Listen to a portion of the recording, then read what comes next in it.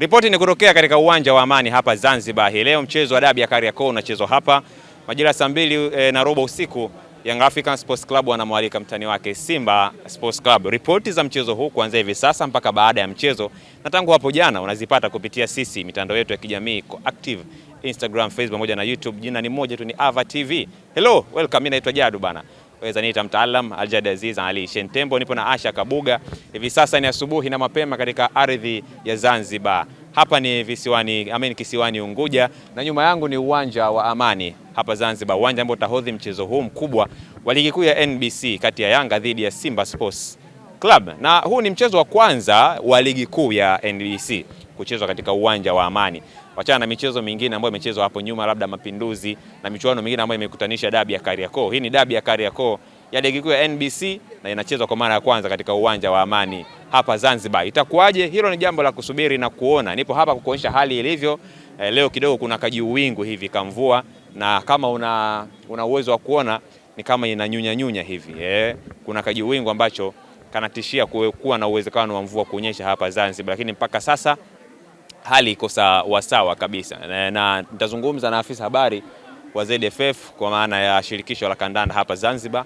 Yeye atutupa maoni yake kidogo kuhusiana na kile ambacho kinaendelea hapa Zanzibar kabla ya jioni kwenda kushuhudia dabi hiyo ya Kariakoo majira ya saa 2:15 usiku. Nikukumbushe tu kwa uchache, mpaka hivi sasa Simba Sports Club michezo 6 mfululizo akipoteza mbele ya Young Africans. Huu pengine ukawa ni mchezo wa 7 kama ataruhusu kupoteza, lakini pia itakuwa ni mchezo wake wa kwanza katika uwanja wa Amani ligi kuu ya NBC kama ajitetea na kuandika historia mpya ya ligi kuu ya NBC, mnyama kupata ushindi akiwa katika ardhi ya Zanzibar, lakini pia kuufuta uteja.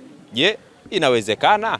Hayo yote ni maswali ambayo majibu yake yanapatikana mara baada ya dakika 90 za mchezo ambao utapigwa hii leo majira ya saa 2:15 usiku. Ukiangalia kule pembeni kule ambako ndio geti kuu ama lango kuu la kuingilia, pilika zimeanza muda mrefu sana, tangu kabla ya mwanzo kabisa wa jua kuchomoza hapa Zanzibar.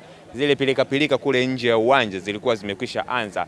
Mashabiki walikuwa wakijaribu kutafuta machimbo ambayo yanauza tiketi ili kuhakikisha wanajikatia tiketi yao mapema kabla tu ya muda kuwa mkubwa, ama maana muda kwenda sana mambo yakaja kuwa mengi hapo baadaye, kwa sababu inakadiriwa uwanja huu utakwenda kupokea mashabiki ambao watasababisha viti vyote kufurika na hakutakuwa na sehemu nyingine ya kuweza kukanyaga. Lakini mimi nikukumbushe tu kwamba ripoti hizi utazipata kupitia sisi, nikiwa navuta muda hapa kumsubiri afisa habari wa ZFF Mohamed Kabwanga, yeye atuambie kidogo kuhusiana na kile ambacho kinaendelea hapa Zanzibar. Jana kulikuwa kuna mambo mengi hapa tumeyaona kwenye uwanja huu, huyu akitaka hiki, huyu akitaka hiki, lakini ndio dabi ya Kariakoo, lazima kutakuwa kuna mvutano. Ndio maana usiku wa jana mambo yalikuwa ni mengi, lakini hivi sasa hali ni shwari kabisa katika dimba la Amani hapa Zanzibar.